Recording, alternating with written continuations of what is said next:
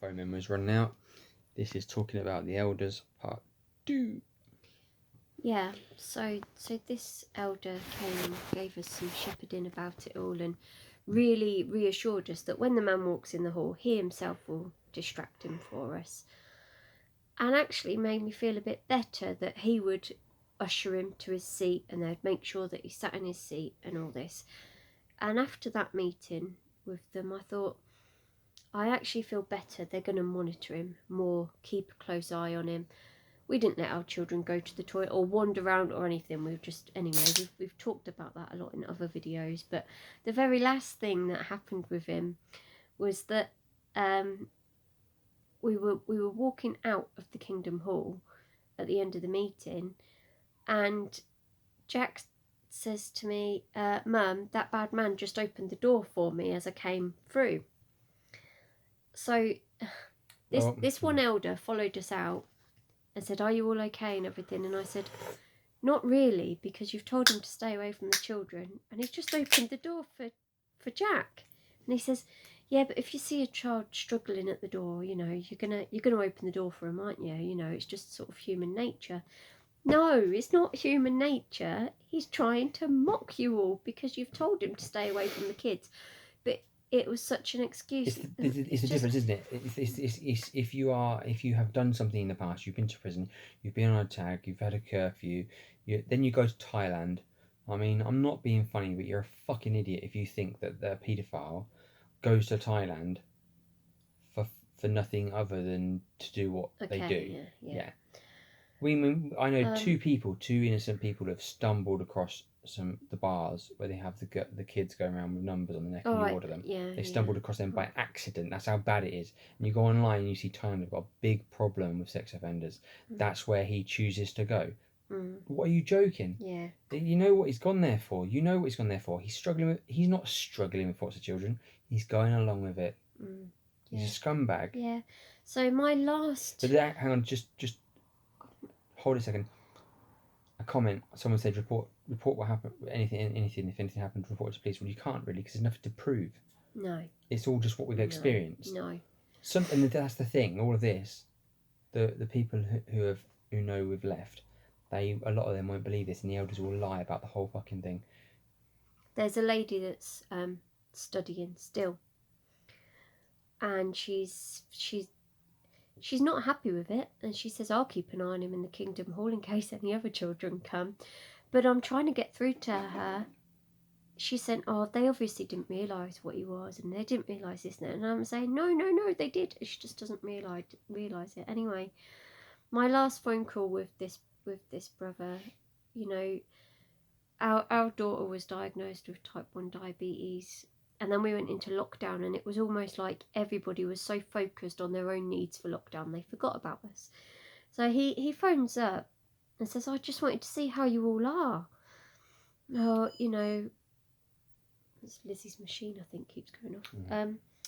"I just want to see how you all are, and the kids, and blah, blah, blah, blah, blah." And I thought, oh, that's nice of him. Finally, after about 3 weeks, somebody's phoned up to check if we were all right.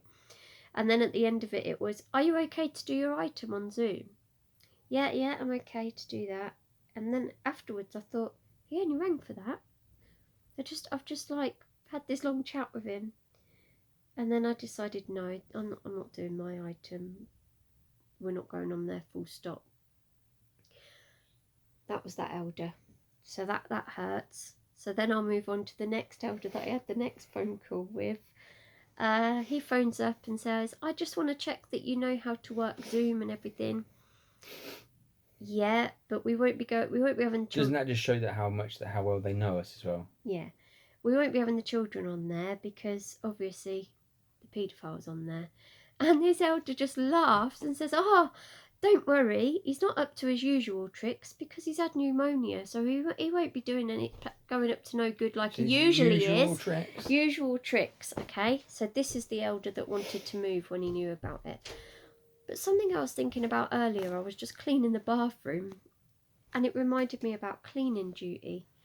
Now, this elder has several health problems that are genuine, and so is his wife. But like I said before, this fibromyalgia has really done me in, and at times I've not been able to go and clean the Kingdom Hall. When it's been our group's turn, I've had messages from this elder saying, you know, with my condition, you know, I can't clean it and everything. It really means a lot to me if you could just go and support the group and clean the Kingdom Hall and everything. So basically it made me feel like rubbish when I've not been able to. I'll try my best, but I can't promise, you know. Made me feel so rubbish about it. But you've done work for them, and he's got a shed full of tools.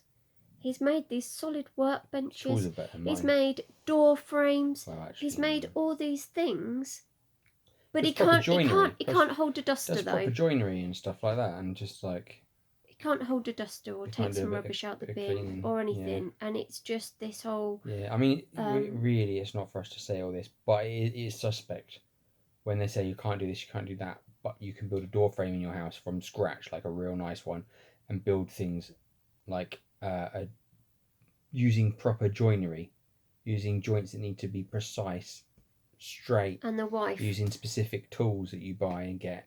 It's just it's incredibly strange. I do find it strange. I mean, there's one reason why I think he wouldn't be at the hall, but if you can do those things, surely you can do the other. If it means just that a little much bit to of you, a feather that you're the sort of duster. person to cut someone off just because they've chosen to protect their children from what they know is wrong. Yeah, but the other thing was that I was deeply hurt by another elder, and partly I didn't want to go and do the clean because he was there, and I was just, I couldn't cope with him. You know, stress really triggers fibromyalgia, and I couldn't be there. So the next day, this same elder that we're talking about messages me and says, we missed you all at the meeting today. Is everything all right? And I said, I've got a really bad headache. And I got a message back saying, ha ha ha, sorry, that's just really funny coming from somebody who's a migraine sufferer. It's a shame you couldn't be at the meeting, or that, you know, I can't quite remember because I deleted the message so that I wouldn't harbour on it, but it just reminded me of it today when I was trying to do the cleaning, all these little things. And then he tells us that we're really good friends. We're real close friends of his. No, that's not a close friend. They're very caring and showing and listen and stuff like that, and quick to give advice, but and they seemed alright. But obviously they had flaws to their personality, as everyone does. But I mean, they're not the worst group. Worst. He wasn't the worst elder, really. No, he wasn't the worst I wouldn't elder. say he's the At worst least he elder. just said I'd what say he he's was thinking. quite sincere. You know. He just meant. I think. He's Yeah, brainwashed. I think He's one of the he meant fairly well. decent He ones meant that have well. been He was brainwashed. brainwashed, but There's at the some same things time, that you shouldn't. Basically, I always said I wouldn't ever want to be an elder because you're looked up to, and no one's as good as what an elder should be, really, are they? So it's quite a stumbling block if you're an elder because you're an example, and I can only think of the one elder. Well, I'll probably think of a few of the elder, but the ones I think of, who I think were good examples, were cast aside, mistreated, lied about, let down. Decent blokes. What I would class as a bloke, a proper nice bloke. but All those ones seem to be cast out. I mean, you didn't get on too bad with this brother, but he was one of them elders. Oh, I know. Yeah, he had his flaws. It just seemed to be like, he can do things like a dick. He can be a dick. Yeah. Yeah, I'm more poorly. Some people can be more dick than others. Yeah, I'm more poorly than you, so you've basically got no right to be poorly, sort of thing, you know. And it just made me feel like crap. Anyway, which brings me to the next elder. So he moves into the congregation. Who's that then? What's his name? What's his surname? No, can't even pronounce it. He moves into the congregation, and everyone's like, "Wow, he's a Bethelite." He didn't even know how to pronounce it. No, he didn't. It's come from Bethel. He's come from Bethel, and we invited them back for a cup of tea a few times. No, too busy. Okay, fair enough.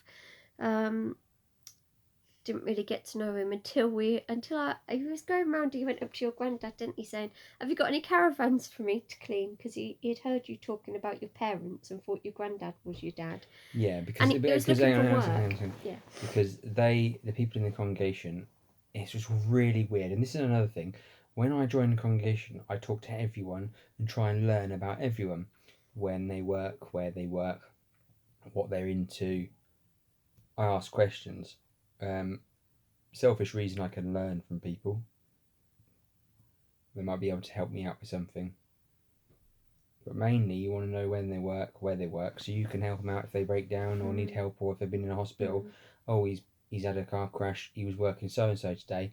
I knew that because went out my way to talk to them, and you know about the congregation. And then what amazed me is there's elders who have been in that congregation for over 30 odd years, and they don't know things that I know, and I'd only been there 3-4 years, I think it was. I can't remember. Yeah. But a silly amount of time, and I knew them better than anyone. I knew more about people in the people in the congregation than the elders, apart from obviously the dark side things, like if they're a paedophile, etc. But I knew about their lives and what they were into, and it was quite interesting what I'd know and the elders didn't know, and I was always shocked. Always, it was always constant through conversations with elders that you didn't know that, you didn't know that. Yeah. It's quite interesting because they're supposed to be shepherds who know the sheep, but they do not. But this Anyway, so he went round asking for work. Oh yeah, hang on, sorry. Yeah. So my parents are split up. Mum and dad split up. Mum's got a husband, dad's got a wife. One's in Devon, one's near us. But my grandparents were in our congregation. Obviously, they've left because of what happened to us. Yeah, it's another story in my other videos. Basically, people thought that my granny and granddad, who I called granny and granddad, they thought that was my mum and dad. I know, they'd been there for like 2 years, and people were going, "They're your grandparents?" Oh, I thought they were Marie's parents or Brian's parents. Well, they've got your surname, not mine. What really used to make me feel really cared about was when they say, "Oh, I thought you'd been here like 9 months," and it's like, "No, I've been here like a long time. I've been here before you." You know. You get left out of things, and oh man. Yeah. One sister. Because we weren't bum lickers. That's why. Because we weren't bum lickers. Yeah, but also because we had 4 kids. We got heart, so we ain't got the bum licking. One sister actually knocked on the door once and gave me a cottage pie and said, "I've brought you this because I can't invite you round because you've got the children." And I said, "Well, that's honest." And actually it was quite kind of her, but it just made me realise that because it was an elderly congregation, a lot of them, there was a handful of ones that liked being around the kids, and then the rest weren't really. They've all said, "We've done our time with kids." A handful. Yeah. Anyway, this one was going around asking everyone about work. He was trying to find work, to be fair. But I had been told, and through the studies, don't talk about work at the Kingdom Hall. You don't get business there, and I never knew that. And a sister was giving me money because I was doing a cleaning job, and she was doing it discreetly, and I said, "Oh, we look like drug dealers." And then she said, "Oh, we don't do business in the Kingdom Hall. I think we should start doing it outside." So I was like, "Oh, okay, that all made sense." But this elder, who's the elders know it all and they're the best, was going around asking about work. Anyway, one of the jobs that I was doing, I was starting to struggle with because of my health going downhill. So I was working for this sister, and I said to her, I'm really struggling to manage this cleaning job, but him and his wife are looking for cleaning jobs. So I took them. She agreed that they could take over the job. They could give it a try and see how it went on. So the first thing was, so you'll pick us up and take us to the job, won't you? I said, I don't drive, so Brian has to take me there, but we haven't got enough seats in the car because the children are homeschooled. They're all in the car. And it was raining that day, and then they sort of looked in the car and said, "You've got plenty of room in there." But to be fair, I don't think they understood the car laws, that there was only one seat in the car. Yeah, for different country. Anyway, we walked in, and it was... in their country they come from, there probably is no... Yeah, they're not bothered about seatbelts. That didn't really matter. Ram in the car. But the change we walked into the house that we're going to clean, and it was, how will we be getting paid? How much will we be getting paid? Well, discuss that with the other sister, but I'm not going to get paid for today. You can have my wage today, because I felt for them. You know, they're trying to find work. I'll show you what we do.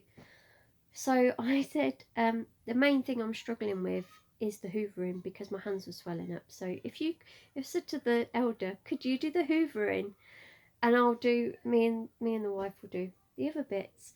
So he follows me into the toilet. Him and his wife, they're talking in another language. They follow me into the toilet, and I say, oh, the hoover's in the cupboard over there. And he says, no, no, no, no, no, we haven't done it. We'll follow you. I'll watch you to see how to do it. And I was so shocked. I said, there's not enough room in the toilet for all three of us. It was a small toilet. I'm giving you my wages, watch me work. Yeah. And I just, so I took them through each room in the house that we're going to clean, and I explained to them, wipe this funny. down, dust this, you know, we can get this done, you know. And so I take him into the dining room, and I say, he says, so what needs doing in here? And I said, so, well, there's some salt on the table and things. We'll clean the table, give the table a wipe down, dust and polish the ornaments. No, no, no. He says, I don't feel comfortable touching the ornaments, because at Bethel, when we cleaned people's rooms, we didn't touch anyone's ornaments. And I said, well, in this job, we've been Yeah, go on. the children are at the door. We've been cleaning this house for, like, you know, a few years now. They expect their ornaments to be clean, so that's what we do. Anyway, I left him in that room. And the wife was lovely. I can't fault his wife. She's cleaning away with me. He's calling her in again. She's got the hoover. She's doing the job that I've asked him to kindly do. And they're just talking in their own language again. And I just felt like really strange. Then I walked into the dining room. He hasn't cleaned the table at all. Nothing was moved whatsoever. So I did it all. And they just didn't. She worked really hard. He didn't do anything. He just stood around, and I thought, okay, that's the way it works. You're an asshole. I was furious. I come out and swore, didn't I? Because it was just that. I think you came in and said he's an FNCUNT, I think. Yeah, and the kids went, oh, because they hadn't heard me speak like that, and I was shaking, because I felt like his slave. It was, that was horrible. Bad. And he thought it was great because he had qualifications and stuff, and he bragged about how good he was on the computer. But when it came to a problem at the hall, it's me that sorted it out with me with no qualifications. And when he saw me play guitar and play a whistle or play any of my instruments, he was like, "Who taught you? Who taught you?" It's like, "No one. I just taught myself." And he's like, he couldn't get in his head that someone could teach themselves something without getting a degree or anything like that. And in a way, treat his wife. And this is what I was talking about in my other videos about abuse, about ways men in the truth abuse their wives in different ways. He did it in a mental way to his wife. She was like a slave. She was lovely. She was a lower thing, but she was nice actually. Yeah. She was a nice woman. She was nice. Yeah. And she genuine. The last conversation I had with her, she was then working in a factory, and her hands were hurting. Yeah. And I thought, he's actually got quite a high-paid job now. Why are you having to? Anyway, that's their personal business. That's nothing to do with me. But yeah, it was like, then this brother that we're close with, who we always say he's a lovely brother, ended up having to do an assignment with him, and the brother basically didn't want to do it, did he? Didn't want to do it, and then accused him of maybe doing something wrong, and it really upset him, and he wouldn't apologise to him. The way he put it, I mean, I've heard different stories, so I don't know what to believe. But what I will say is what happened. Whether the brother said something, and the other brother took offence. Now I can understand that, but if the brother didn't mean offence, all he had to say was, "So I'm sorry I upset you." But because of his pride, he didn't want to apologise. And the elders accused the other brother of being proud because he just wanted an apology so he could say, "Oh, I had an elder apologise to me." They were turning the tables on the poor bloke. and it really pissed me off because He it was just wrong. moved Because into they the did not know this congregation. other brother properly. No. Because everything he does do for other people, he doesn't tell anyone about it. He doesn't really brag about it, does he? No, He keeps no. it all under wraps. Yeah. You would not But this know. elder And just... I feel sorry for him because he gives too much to the organisation, I think. He does, yeah. But this elder, he just came in as just a big bully, basically, weren't he? Yeah, He just he was, moved yeah. into March. When I wasn't... I've done it again. Or January. Or February, yeah. It wasn't that month anyway. But anyway, hang on. This brother also one time asked me to do something on the sound when it weren't my... Because I was on the sound a lot at one point. And he asked me to do something. He actually told me to do something out in the foyer whilst the meeting was going on, and our literature count was there, and he asked me to do something, and I said, and the way he asked me, I did not like it, and I said, he told me to do something, so I said no, and he stopped what he was doing, looked at me, and made eye contact, and said, "Oh, just go and do so and so and so and so." I said, "No, that's not my job." And he said, "Well, could you just go and do it?" And I said, "No, if you want to do it, ask him, because that's what he's assigned to." And he really didn't like that. He hated that. And the next time I was on ministry with him, he tried to show off with these words that he knew about the countryside in English. But he's one of these sort of people who's got degrees but doesn't know how to answer a phone, mobile phone. He doesn't have a real mind of his own. It's a struggle. I never went to university. I never did any of those things. I would not like to have any of those things. I gave up my qualifications because of morals. I hate qualifications because I know people who've got qualifications who don't do things right. And yeah, no. The next elder. Anyway. The biggest wolf in sheep's clothing, I would say, moved into the congregation, and everyone was so excited. Oh, he was like fourth, fifth generation. Oh, this generation, that generation. We were told wonderful, family, amazing great couple. Yeah. You know, and actually, he looked like a real sweet, loving granddad. You know, that actually we could really talk to him. But he was the complete opposite. It was he'd walk in and say to people, "Hello, how are you?" And they'd say, I've got the, "Oh, it's nice to see you." And he just didn't listen at all. And then when I had my operation, he came up to you, didn't he? And he said he had this really false thing his wife said he had, and he admitted he tried to talk to everyone in the congregation during every meeting at least once. Just go up and say, "How are you?" But never actually gave a shit. So you'd say, didn't listen to the literally, response. you'd say, "Oh, how are you?" And say, "Oh, I've lost my job." And he'd go, "Oh, right, okay, have a nice day," and he'd fuck off to the next person. Yeah, he would. Yeah. It's proper fake. But it was like, I told him, I texted him saying I'm thinking of I'm going to leave. I texted him saying I'm going to leave. He did not tell any of the elders at all. This is the elder that I text saying to him when he tried to get my grandparents stopped talking to me because we left. I texted him saying, "You will not split this family." And then he was on the phone to them the next morning. Actually, I found out that it was Granny that had rang him, and he tried to read some scriptures to them to reason with them that why they shouldn't talk to us, and basically they said nah, and they left the truth. Well, they left. Yeah. Anyone comment, put what you want in the comments. Say you should stop calling it the truth, blah blah blah. It's just what I'm going to do. Accept it, and if you don't like it, don't watch my fucking videos. it's a I'm sick of habit. getting It's a comments about it. habit. We can't help it. Not all of you. I know you mean well with Yeah. comments, but it's just something I accidentally do, and I'm sick of everyone's telling me I should stop saying the truth, and I do try. But Oh, daughter especially, isn't just she? talking. She says, "Mum, Dad, don't call it that." No, yeah, it is annoying. Yeah. Someone actually commented today on one of my videos and said, "Are you saying the truth or the tooth?" You have got toothache at the moment, so you might have been talking about one of your my tooth. Yeah. I broke one of my teeth. Yeah. Crying out loud. All these Americans watching this thinking, anyway, yeah. Those English, they don't even know how to speak English. So I'm not saying all Americans talk like that.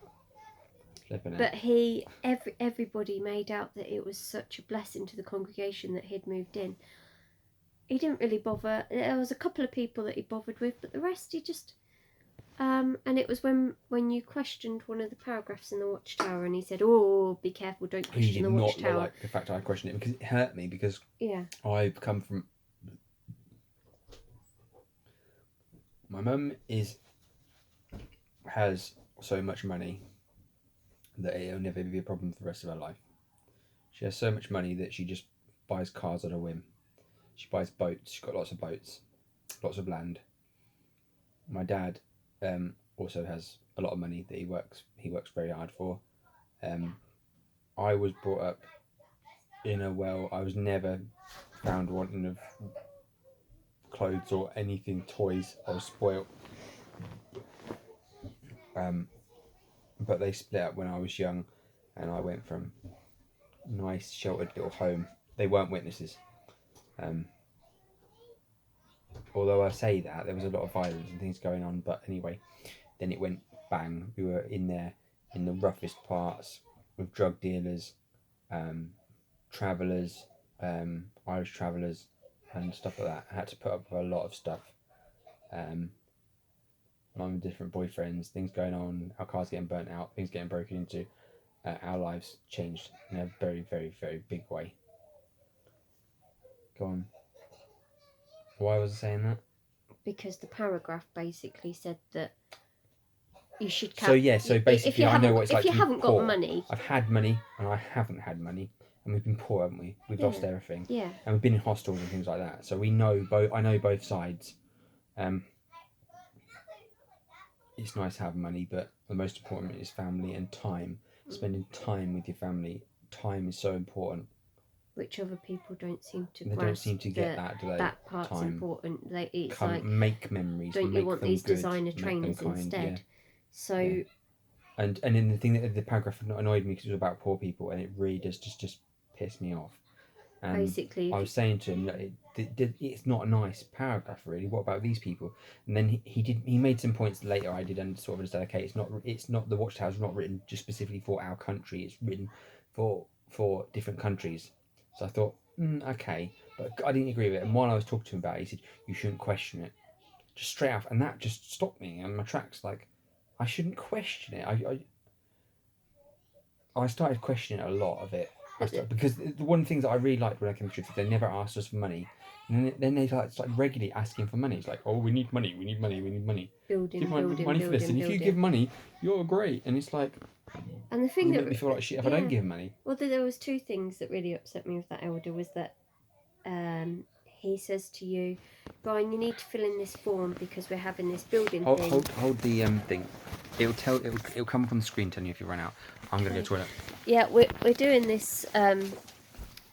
We're doing this building maintenance thing on the Kingdom Hall, and you need to come to this 3-day thing, about the building. And I said, oh, Brian's going to have the children because I'm having an operation on the Friday, so he's going to, oh, I'm sorry to hear that. And then he looks at Brian and he says, just come anyway, we need you there, come anyway. And I thought, oh, I've just told you that I'm having an operation. I've been told to stay in bed for a week after that. Off you go. So there was that, and then whilst Brian's having this conversation about this paragraph, the paedophile's walking along, and he's staring at me, and he's staring at the kids because he can see that Brian and this elder are deep in chat. And then I looked at him and I said to the elder, look, I said, this isn't right. This isn't right. And he just shook his head at me and said, it's nice to see you both. And this is where we've become rebellious when we start saying about these things. So that really hurt. The other elder seemed to be in competition with us with his children. He moved out. One of the reasons he moved out was because of the man. They said there were several reasons, but he just didn't tick the boxes for an elder. He was very shy, found it hard talking to us. We really found it difficult to get anything out of him, and he was around our age. But we were trying to help them. He was the elder, and we were trying to say, look, if the kids are running around the Kingdom Hall, the paedophile's there, it's not safe. To be fair, I think he just wasn't heard by the other elders, and he's moved on to another congregation. But him and his wife seem to look down on us for not having what they've got. They were always striving for more money and having the best of everything and designer this, Ow. designer that. Bugger, ate my head. Oh, Go on, yeah, go on. Lily. I'm sorry, interrupting. I'm talking about the elder with the 2 naughty kids that moved out. Oh yes, he didn't like it. Did you? Hang on. No, not that elder. The ones. No. Hang on. What are the surnames? Yeah, we talked about. Oh, you're not talking about the other ones who left. No, I was going to get on because to I told them that I didn't like their kids. And they're bullies. They joined the congregation for about 3 weeks.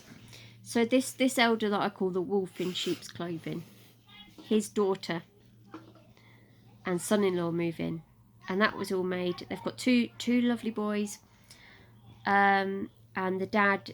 Actually, I thought the dad was quite nice. He seemed quite a caring person. The wife never spoke to me at all. She just walked past me. No, and